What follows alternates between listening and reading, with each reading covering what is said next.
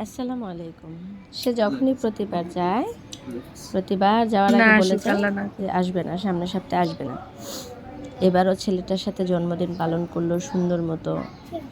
তারপর দিন ভোরবেলা যখন চলে যাচ্ছে তখন বলে যাচ্ছে যে এখন আর আসবো না, আমি এবার আসতে আসতে 15 দিন পর আসবো ইনশাল্লাহ, আল্লাহ পাক যদি চায়। কিন্তু আল্লাহর হুকুম সবচাইতে বড়। আল্লাহ পাক আমাদের কাছে তাকে নিয়ে আসবে, এজন্য হয়তো বারবার আসা হচ্ছে।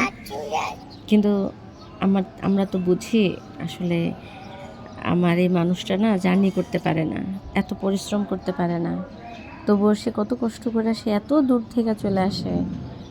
আল্লাহ তাআলা হেফাজত করুক, ভালো রাখুক। আল্লাহ আমার সন্তানকেও ভালো রাখুক।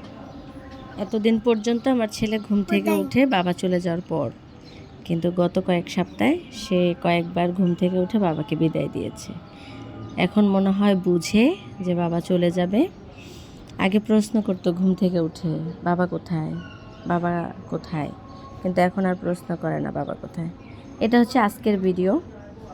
আজকে সে ঘুমাচ্ছে, আমার ছেলেটা ভীষণ অসুস্থ হয়ে পড়াতে সে আর থাকতে পারেনি, দৌড়ে চলে আসতে হয়।